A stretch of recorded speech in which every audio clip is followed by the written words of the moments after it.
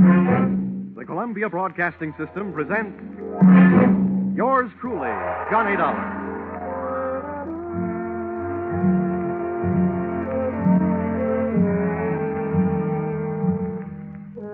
The next half hour has its baggage packed to take a trip with America's fabulous freelance insurance investigator, Johnny Dollar. At insurance investigation, he is just an expert. At making out his expense account, he is an absolute genius.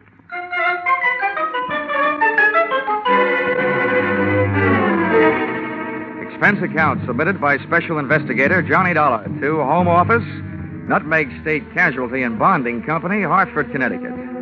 The following is an accounting of my expenditures during investigation of series of accidents affecting your policyholder, the Funfair and Weatherly Carnival shows, or how I went for a spin on a case we might refer to as Murder is a Merry-Go-Round. Expense account item 1, 25 cents. Purchase of Billboard, theatrical magazine, to check the route of Funfair and Weatherly Carnival shows. Expense account item 2, $68. Air and train fares to Talladega, Alabama. Item 3, $1.10. Cab fare and what was only a fair imitation of a cab from Talladega Depot to the dusty vacant lot, which had overnight found itself wearing theatrical makeup.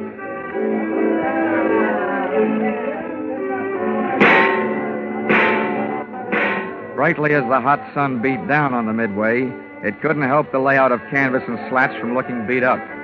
A perspiring mechanic shot sparks of profanity back at an obstinate motor as he tried to get it to roll the giant hoop of a Ferris wheel. I asked him what he knew about the accident of a week before when a car dropped off the same Ferris wheel, badly injuring 3. He was charming. Listen, pretty boy. Don't go getting nosy around here. The Joe in charge of the electric scooter concession was just as sweet. On the subject of how come one of his scooters blew up a few nights back, sending a citizen to the hospital, he just didn't feel like talking. If you ain't a cop, start moving. If you are, where's your warrant? I was just asking the pilot of the giant airplane spin who he thought might have cut the cables the night one of his wallboard gliders took off across the carnival crowd, crashing and busting up a few more customers, when I got a canvassman's version of a sharp answer. A tent stake right behind my ear.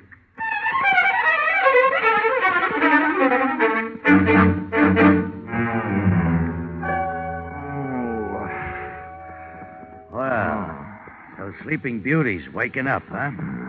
Who are you? I thought maybe you'd be sick of asking questions. First, maybe you better answer a few. Before you get up. Number 1, who are you? A pilgrim from Hartford. Never mind the double talk, wise guy. What's your name? My name is Johnny Dollar, but right now I feel like 2 cents. What's your big interest in those accidents you were asking questions about? Strictly academic. I'm only representing the insurance company that's paying off on those accidents. Now maybe you'll tell me who you are and where I am. Oh, thought you guys were smarter. Dollar, I'll let you in on a little secret. Next time you want to find something out on a traveling show, get to the boss first. Asking a lot of questions around a circus or carnival lot is unhealthy. Where is the boss, Miss Pepper? Louise is in the other end of this trailer. She'll be right out. Okay, you can get up on your feet. Oh, thanks. I hope you don't mind if I don't stay up on him. I feel more like sitting down. Go ahead. You still haven't told me who you are. My name's Brennan. Oh, yeah, Shanty Brennan. Yeah, you're the general manager of the show. They told me all about you. Louisa Pepper's right arm and strong arm. How long will she be? Yeah, she's getting dressed. Just finished taking a nap. We drove all night to get here. How about having a blast with me while you're waiting? No, thanks. I haven't enjoyed a noon bottle since I was 2. But don't let me stop you. Thanks. Oh. You sure you won't have one? I'm sure. Brennan, the insurance company's been checking up on your show. The police chiefs in the last 10 towns you've played say it's a clean one. We haven't got a pickpocket or a grifter on the lot. But plenty of trouble, huh, during those past 10 stops? At least once a night somebody's got hurt. But never any of us. It's always 1 or 2 of the townies, the citizens. Last night a car on the whip cut loose. That sent 4 to the hospital. Uh-huh. 4 more insurance claims for Nutmeg State casualty and bonding, huh? Yeah, and 1 more town we won't be able to play again for a couple of years. It's a wonder we didn't travel out of that town last night by rail, tarred and feathered. For 10 straight nights now, you've had at least 1 big accident every night.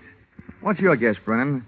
Has fate taken a steady job on your show, or is somebody out to get you? Somebody's out to get us. Okay, well, do you have any idea? Hello. Oh. Why didn't you tell me we were entertaining a gentleman, Shanty? I'd have put on some more clothes. It would have taken a lot more clothes to cover all there was of Louisa Pepper. She looked like an aging Cupid doll, but even in a carnival, she was no prize. I didn't like the look in her eye. It looked much too friendly. So right away, I decided to change the unspoken subject. Miss Pepper, I'm here on business, insurance. Sorry, we're not buying any. And I'm not selling any. The way things have been going, the insurance company I represent would probably like to buy some of yours back. Oh? Yeah. I'm from the Nutmeg State Casualty, investigating the accidents. Huh. Hope you find out more than we've been able to, and fast, before we go broke. The word's traveling 1 town ahead of us. They got us pegged for a dangerous midway. Have you been using police protection? 20 extra cops a night at $10 a cop. So, night before last, a guy winds up with a hammer to try and ring the bell and win a cigar. The top of the hammer flies off and almost brains a cop. Around this show, the police need protection. I see what you mean. How are you fixed for people who don't like you? We got many to choose from? Dollar, we treat our help fair and square. We know them all and trust them all. Fire anybody lately? Nobody. The only ones who left were floaters. But none of them had a beef. Okay, Miss Pepper. Now think back. In all your life, who do you know who'd most like to see you have a real bad time? Only one guy. And he's not around. Dead? As good as. He's in jail. Has been for the last 8.5 years. That's a long time. How long did he go up for? 10 years. What are you thinking, Dollar? I'm thinking that with time off for good behavior, maybe he's not in jail. Not in jail? Shanty, he's got to be in jail. He's got to be, I tell you. You told me you were... All right, break it up, Louisa. If Carter Lacy had a voice as sharp as yours, he could saw his way out of jail. Okay, Dollar, you made a guess. How about seeing how good it is? Sure. I'll find out if your bogeyman is still in jail, but I didn't catch that name. Lacy. Carter Lacy. And where's he been in the pokey? Massachusetts State Prison, at Charleston. Well, what did he go up for? What's that to you? Cut it, Louisa. Dollar, we sent Carter Lacy to jail for attempted murder. He tried to kill Louisa's niece, Myrtle. Is she around? He's running the snake show on the Midway. Dollar, how soon can you check whether Carter got out? As soon as I can make a telephone call. But, Shanny, before I do, I'd like to elaborate on that guess I made. Now I'd not only guess that Carter Lacy is out of jail, but I'd also guess that he's been out a little over 10 days.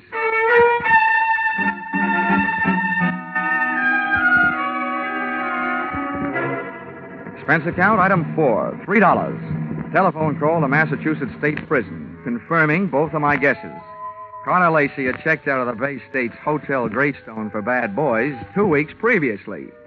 Item 5, $32. Telephone calls to various hotels in the last 10 towns the Fun Fair and Weatherly Carnival shows had played. Item 6, 10 cents. 2 nickels spent calling 2 hotels right here in Talladega. Then I dropped 1 more nickel in the telephone, got the lucky number. Yes, sir. We do have a Mr. Carter Lacy registered. Room 312. Shall I stop? And hit the jackpot. Expense account item 7, 65 cents. Cab fare to Sunshine Hotel. Tip the driver, $1. From the lobby, I called room 312. He invited me up. I invited him down. I knew I'd feel better talking to Carter Lacy with a lot of people around. They'd make nice witnesses if he suddenly got homesick for prison life and used me as his ticket back. I waited in the coffee shop. The waitress brought me a cup of coffee, and my palate went to work refereeing a one-sided bout between the strong Java and the weak cream. Hello. Dollar? All right. Sit down. Thanks. So you're Carter Lacy, huh? Have some coffee? No, thanks. It keeps me awake nights. How about your conscience? Having the same trouble with that? My conscience deserves an 8.5-year rest. But it can't start its vacation until I even up a few scores. Busting up carnivals. Child's play. Look, Dollar, over the phone, you told me you're an insurance investigator. You can save your company a lot of money. How? Call him up and tell him not to insure the lives of 3 people. Because any minute now, 2 of them are going to be dead. Louisa Pepper, Anise Myrtle, and Shanty Brennan. Yeah, Dollar. I'm going to kill 2 of those people. The other one's still my friend and is going to help me do it.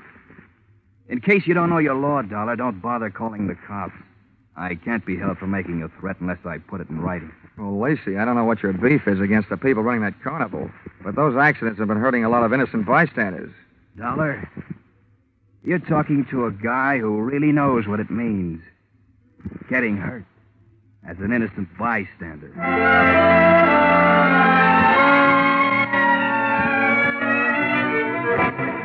Expense account, item 8, $25. Retainer to local detective agency hiring shadow for Mr. Carter Lacy. Explanation, an ounce of crime prevention is worth a ton of trials. Item 9, $1.20. Cab fare back for the evening's festivities at the Fun Fair and Weatherly Carnival, which was rapidly becoming more and more of a thrill show.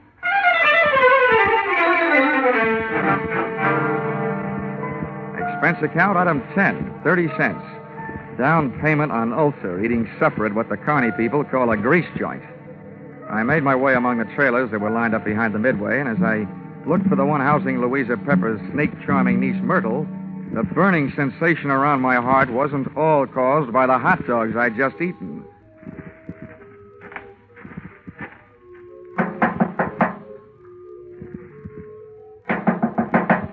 Who is it? I've got a message from Carter Lacy. What did you say? I said I've got a message from Carter Lacy. For you and your Aunt Louisa, Shanty Brennan. You're the only one I haven't met yet, so I thought I'd deliver it to you first. Where is he? In town.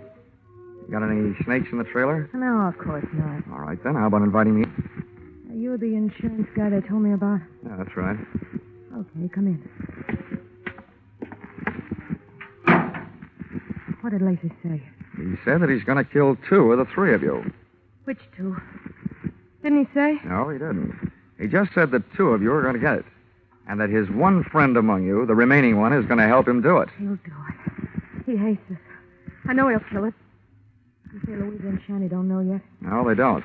You're the first to know. Well, then wait here. I'll run tell him. I'll stop back here before I go into the tent to do my next show. Grab yourself a drink. I'll be right back. But she wasn't right back, and it's just as well she wasn't. She might have interrupted me while taking a sightseeing trip through the drawers in the trailer's built-in bureau. The piles of silky nothings that give gals that certain something didn't tell me anything I hadn't known about women before. But a little black book stashed among them did. I needn't have rushed my search, though, because Myrtle Pepper was still gone after 10 minutes. That's about the time I headed back to her Aunt Louisa's trailer, pulled open the door, and walked in. You scared me, Dollar, barging in like that. Mr. Dollar, I told you I'd be right back. Did Myrtle here deliver Mr. Lacy's little love letters? Yes, the fool. He always was a fool. He can't kill us. You mean it's against the law? I mean, it's impossible, that's all. Look, Miss Pepper, you and your niece here are both plenty scared. While you're out shaking those cooch dancers you got working over on the midway. Myrtle, have you told Shanny about Lacy's threat? Yeah, I met him on the way over here. Asked him if he'd feed my snakes before showtime. They're dangerous to work with if they're hungry. Yeah, I told him.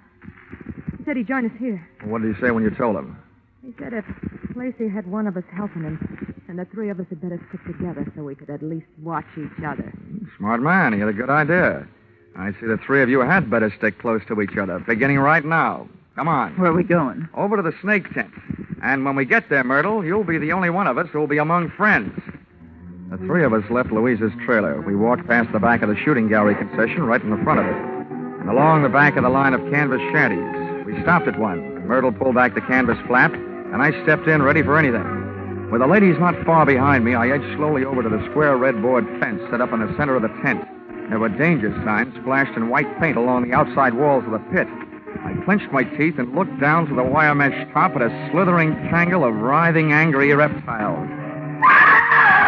And there, lying among them with a vicious red welt splashing his forehead, was Shanty Brennan. He was feeding the snakes, all right.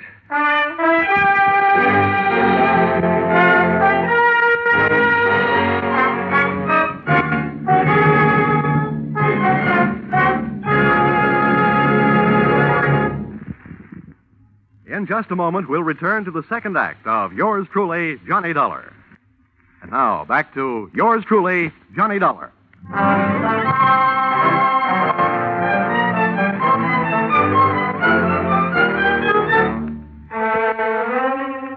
I'd just seen a murder mystery where the actors had been hissing instead of the audience. The lead character in that snake pit wasn't going to win any Academy Award. The scene of the crime was no place for a man, let alone a woman, so I herded Auntie Louisa and her niece Myrtle out of the tent and back into the trailer. Oh, poor Shetty. How horrible. Yes, I was wrong, Dollar, when I said Carter Lacy couldn't do it. What's going to happen to us? According to what Lacy told me, Myrtle, what's supposed to happen is only going to happen to one of you. What do you mean? Well, he claims that one of you was in this with him, and that one knows she's safe. This may turn out to be an acting contest between you two. What's that crack supposed to mean? Well, the one who's safe wouldn't want anybody to know she feels safe, huh? Oh. I wish I had learned to cry. Louisa, you don't think it's me? Well, I know it ain't me. Oh, ladies, how about observing a moment of silence in memory of the deceased while I give you a few instructions? Okay. Have you got a gun in here, Louisa? Yes, and a license to carry it. Good. Where is it? The gun, not license. I won't give it to you. Well, if you don't, people might get to thinking that you're Carter Lacy's girlfriend and accomplice. Anyway, I don't want the gun to take with me. I want to leave it here. Where is it? In that drawer right over there. Which end of the drawer? What's the matter with you, blind? You'll see it. I'm not turning my back on you. Which end? You'd make a lousy trapeze out of Dollar. You don't take any chances. This end, toward me. Thanks.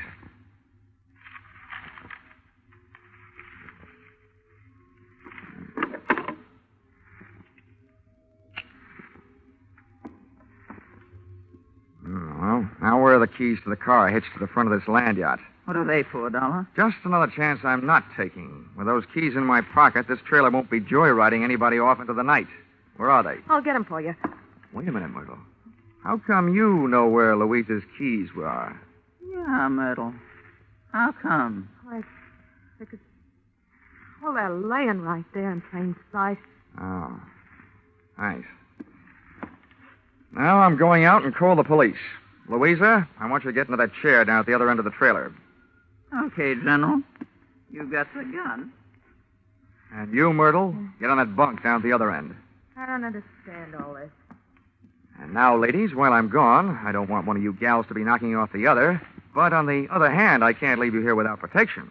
So I'm leaving the gun right here on this table in the middle of the trailer. And if Carter Lacy comes knocking at your door, you can have yourselves a race for the gun.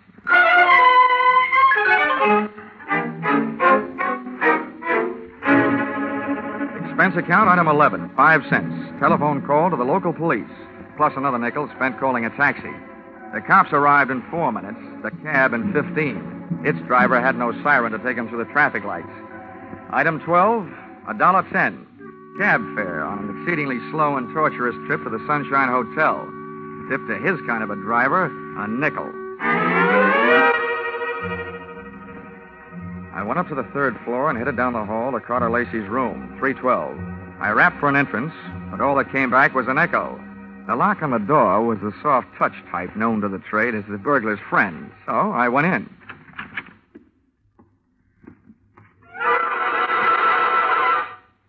Stars fell in Alabama? Oh.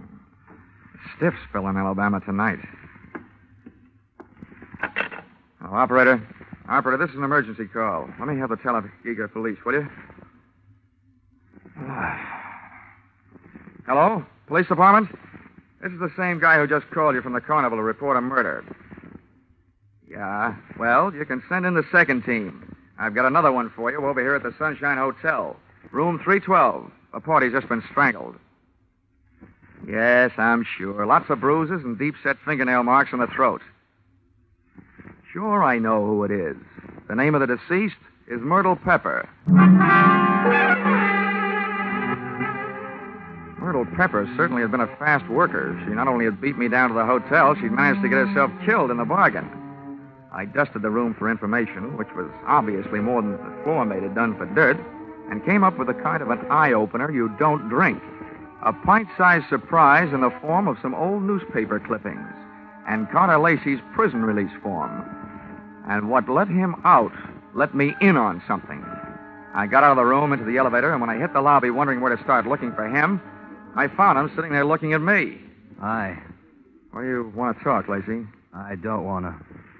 But if you want to try and make me, what's the matter with right here? Okay. I supplied you with an alibi today. I don't see him in the lobby. That detective? He had stomach trouble. He got kicked in it. You can reach him at the city hospital. You know, in prison, I was a trustee. I get out, nobody trusts me. Oh, with that forecast you gave me this morning, what else? Forecast? Yeah. You predicted that you'll kill 2 people. Well, tonight the 2 people are dead. Shanty out at the carnival, and now Myrtle up in your room. What does that make you? A good forecaster. Or the killer, maybe? Thanks for the maybe. Look, Dollar, I came to this town to take care of something. I took care of it. If you want to yell cop, go ahead. From now on, nothing bothers me. Well, then stop chewing your nails. You told me this morning that one of those 3 people was working with you. There's only one left. And suddenly, Lacy, I don't believe your story. Suddenly, I don't care. Shanty Brennan lied to me this morning. He said that you went to prison on a charge of attempted murder. Your prison release papers say you went up for grand larceny. You see what happens to bad little boys that tell lies? I'm not through yet. I fished a bank book out of Myrtle Pepper's trailer, a 3-way joint account. Myrtle, Shanty, and Louisa. The first deposit, $60,000. The date, the same year you were thrown into the can for stealing $60,000. To me, that spells a 3-way split for them and a frame for you. Also to you, it spells a motive for hating all 3 of them. So I lied to you. What are you going to do, wash my mouth out with soap? From now on, I don't need any answers from you, including smart ones. But look, you'd better stick around. If the cops don't pick you up for murder, maybe the hotel will want to press charges against you for having an extra unregistered person occupying your room.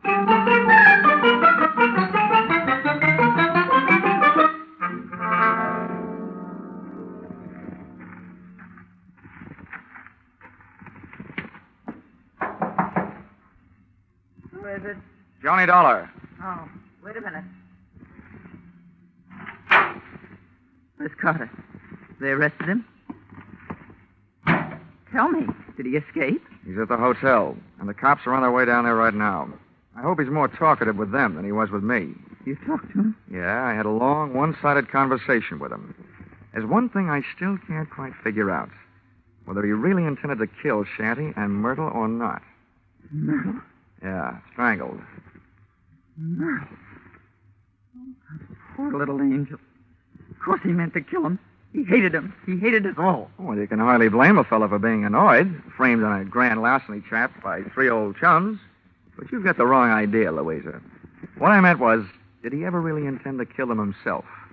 Or did he just intend to set off the greatest chain reaction since the atom bomb, and just sit back and watch the 3 of you try to beat each other to it? Well, that's crazy talk. Yeah, like a fox, maybe. He made his threat to me knowing I'd carry it back to you. I say you because you're the only one left. You see, he set himself up as a patsy. He'd been framed by you once before. To me, it looks like Carter Lacy learned a few things about wrong people during that 8-year stretch. Namely, that they never trust each other. You're absolutely nuts, Dollar. I think you'd better get out of here. Go peddle your insurance. The cops will take care of Mr. Lacy. I don't think they will, Louisa. Why not? Myrtle was strangled. That's the kind of murder a man would commit. Well? But there was a set of deep fingernail marks on her throat. And Carter Lacy bites his nails.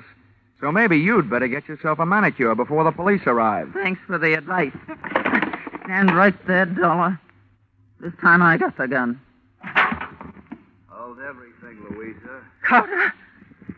This is a standoff, Louisa. Point that thing someplace else before I point mine up your snoot. Okay, Dollar, get out. What's the matter with you, Lacy? Are you cracking up? Well, your plan was going along fine. First, Myrtle tossed Shanty to her snakes.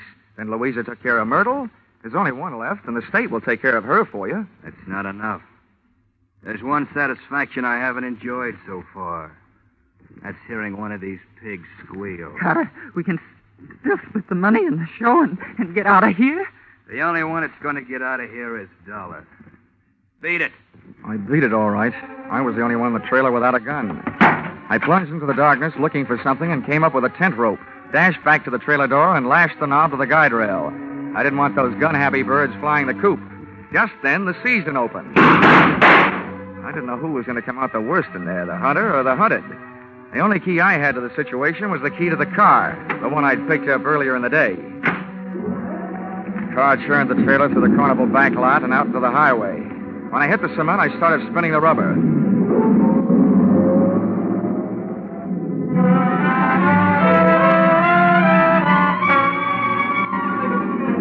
Just as we hit the streets of the sleeping city, things woke up.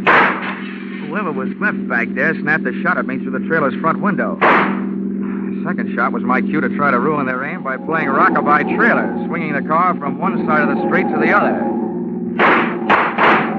Just as the not-so-sharp shooter made another try, I picked up just what I was looking for, a game of tag with a police patrol car.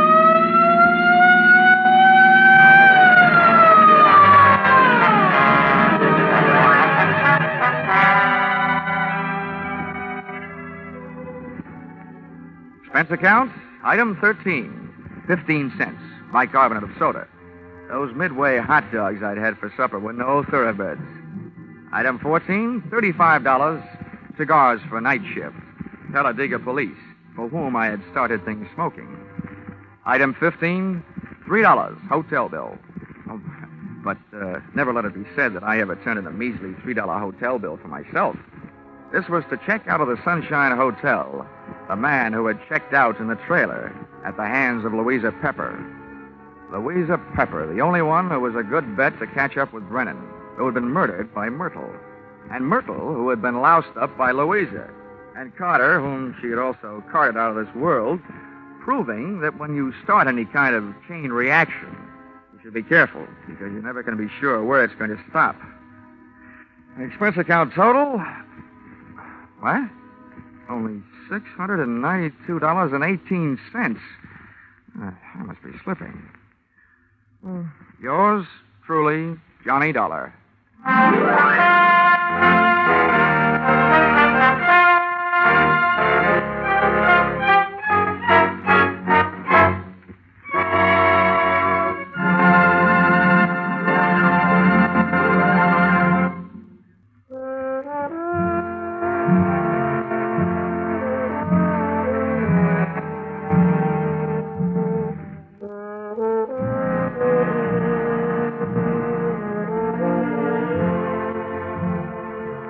Listen in again next week when CBS brings you Yours Truly, Johnny Dollar, with Charles Russell as Johnny. Yours Truly, Johnny Dollar is written by Paul Dudley and Gil Dowd, with music by Mark Warnow, and is produced and directed by Richard Sandville for CBS, the Columbia Broadcasting System.